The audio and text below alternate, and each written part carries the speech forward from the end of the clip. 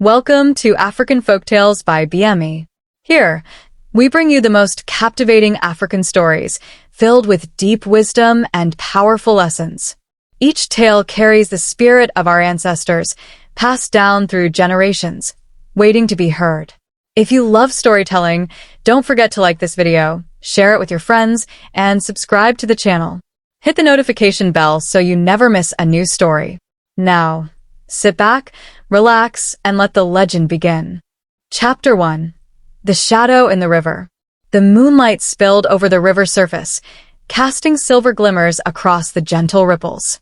That night, the village was alive with the sounds of celebration. Drums echoed through the air, children ran between the flickering torches, and laughter filled every corner of the land. At the riverbank, a young boy stood mesmerized by the flickering fireflies. He was no older than 5, small and delicate, yet on his wrist gleamed a golden bracelet. It was no ordinary piece of jewelry. The royal insignia was etched into its surface, the only proof that he was the lost prince of the kingdom. Deep beneath the water, a pair of glowing green eyes watched from the darkness. Zafira, a mermaid of the cursed river, had been waiting for this moment. With a slow flick of her shimmering tail, she rose toward the surface, her webbed fingers reaching out as the boy took one small step closer. The whisper of the river called his name, soft and luring. A sudden gust of wind blew through the trees, making the torches flicker. The boy hesitated, sensing something beyond his understanding. But it was too late. A pale, slender hand shot out of the water, grasping his tiny wrist. The river roared as he was pulled beneath, his muffled cry swallowed by the rushing current. The golden bracelet flashed in the moonlight before disappearing into the depths. The prince was gone. Chapter 2. The River's Curse. Cold water rushed around the boy as he was dragged deeper into the abyss.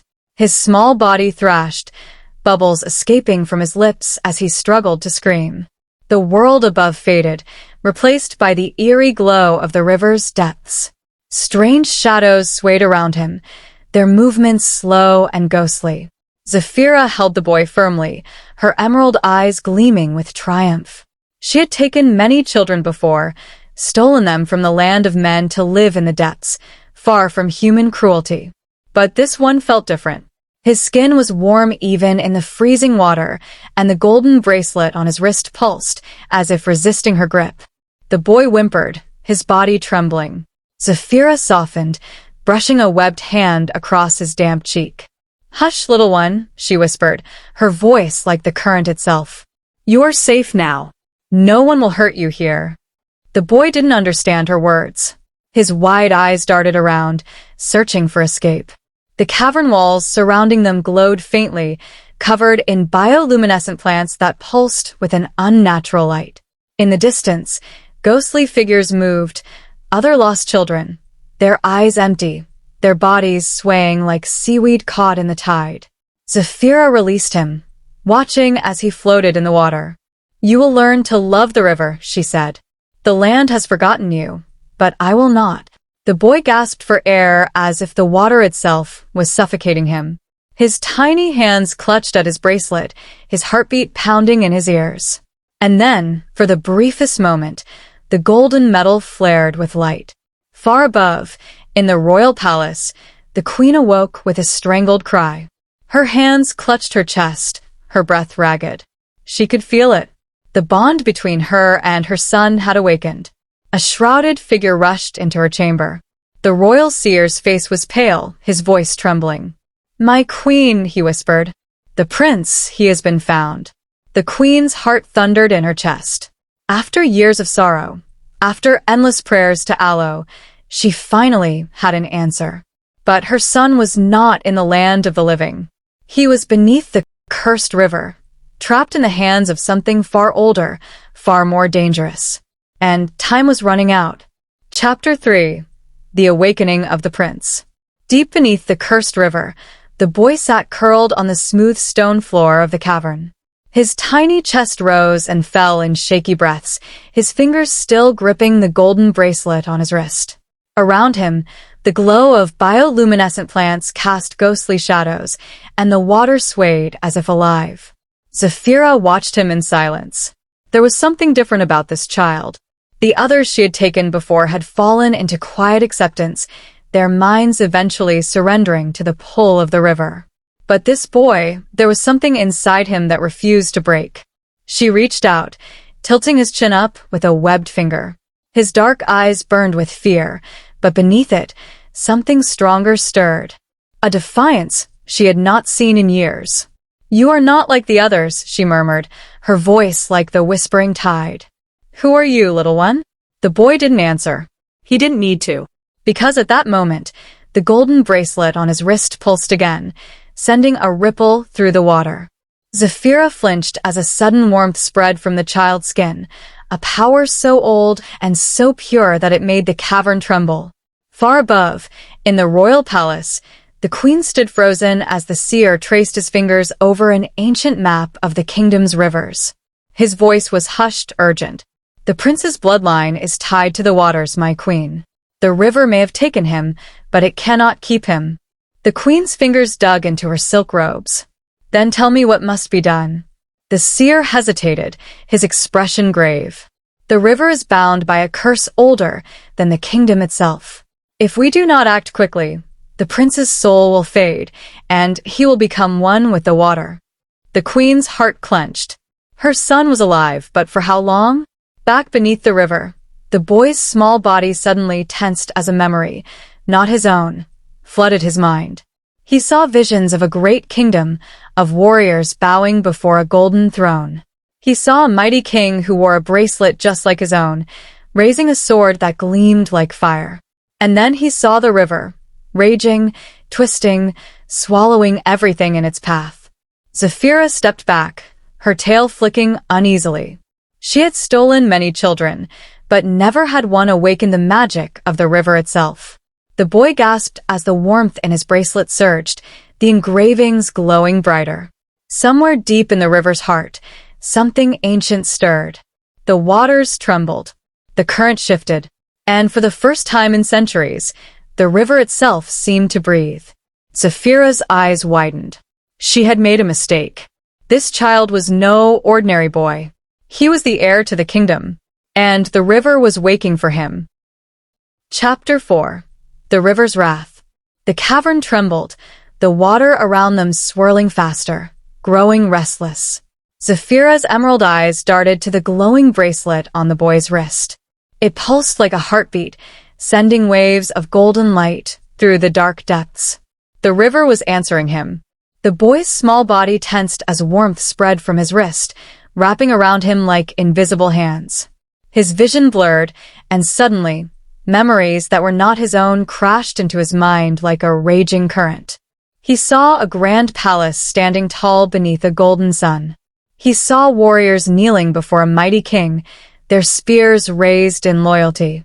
He saw the river, once calm, once pure, before it was cursed, before it became a graveyard for those who dared to cross it. Then he saw her, Zafira, not as she was now, but as she once had been, a guardian of the river, a protector. Before her heart had turned cold, before the curse had twisted her soul. The boy gasped, his small hands clutching at his chest. The river's magic burned through him, awakening something long forgotten. Zafira staggered back, her long hair swirling in the current. She had stolen many children, dragged them beneath the waters, watched as their minds faded into the river's embrace. But this child, he was different. She had taken the prince. And now, the river was furious. Above the surface, storm clouds rolled in, dark and menacing. The wind howled through the village as waves crashed violently against the riverbanks. The queen stood at the edge of the water, her hands trembling as she watched the river rise higher than ever before.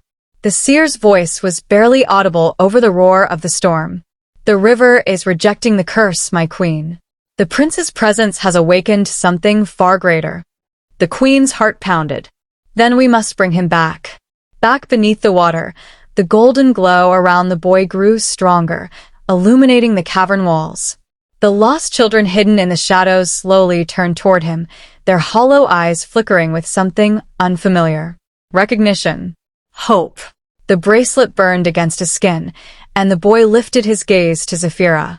The mermaid's expression was unreadable, her body tense. For centuries, she had controlled these waters, bound to them by a curse that had turned her into something monstrous. But now, for the first time, she felt powerless. The river was no longer hers to command. It belonged to the prince. The cavern walls cracked. The water roared. And then, with a final blinding flash of golden light, everything shattered. Chapter 5. The Breaking of the Curse. A blinding golden light exploded from the prince's bracelet, ripping through the water like a furious storm. The cavern shook violently, cracks splitting through its ancient walls as the river roared in agony. The lost children, once lifeless shadows, gasped as their dull eyes flickered with light. Zephyra let out a sharp breath, shielding her face from the golden glow. The river had never rebelled against her before. For centuries, she had ruled these depths, taken what she pleased, and drowned the voices of those who cried for freedom. But now, the waters she had once commanded trembled at the presence of this child. No, this prince. The boy floated in the water, his small body glowing with a power that was not his own but had lived inside him since birth. The memories he had seen before became clearer now. He knew who he was. He knew why the river called to him. And most of all, he knew the truth about Zephyra. The prince raised his gaze to her, and for the first time, she saw no fear in his eyes. Only understanding. You are never meant to steal children. His voice was soft, yet it echoed through the water like a command. You were meant to protect them. Zephyra's breath caught in her throat. The words pierced through her like a blade, cutting through the centuries of darkness that had clouded her mind. The curse. She had forgotten it for so long, drowned it beneath her own bitterness. But now, as the river raged, as the prince's power pulsed through the waters, she felt the weight of it crack. The bracelet on the boy's wrist burned brighter, sending waves of golden energy through the river. The lost children around them gasped as their bodies shimmered, their trapped souls finally finding a way home. Above the surface, the storm grew wilder. The queen stood at the river's edge, watching in horror as the water rose higher and higher, threatening to consume the village. The prince is breaking the curse, the seer whispered in awe. But if the river is not tamed, it will destroy everything. The queen didn't hesitate. She stepped forward, falling to her knees at the edge of the river, and lifted her hands toward the heavens. Aloe, return my son to me, she pleaded. Let the waters know his name. Let them remember who he is. And beneath the raging river, the prince whispered his name. The river listened. The golden light surged one final time, and then the waters stilled. The storm above vanished in an instant. The sky cleared, and the moonlight poured down upon the river's surface, now as calm as glass. The prince's body floated upward, cradled by the currents, as if the river itself was carrying him home. And in the depths, Zephyra watched him go. She did not try to stop him. She did not try to steal him again. Because for the first time in centuries, she felt something she had thought lost forever. Peace. The curse had been broken. The river had been freed. And as the prince rose toward the surface, toward the arms of the mother who had never stopped searching for him, Zephyra let herself sink into the darkness, letting the river finally wash her sins away. The end. Closing. The legend lives on. The river now flows freely, no longer burdened by the shadows of the past. The young prince, once lost to the depths, has returned to his people, his destiny fulfilled. The village, once unaware of the danger lurking beneath the waters, now sings songs of gratitude, passing down the tale from generation to generation. Though Zephyra has vanished into the endless blue, her story remains, a warning and a lesson for those who dare to underestimate the mysteries of the unseen world. Words of wisdom. Not everything taken is truly lost, and not all who are lost remain forgotten. The trials of life shape the heart, and through struggle, one finds the light meant for them. What is written for you will always find its way back, for Aloe's wisdom is greater than all that the eyes can see.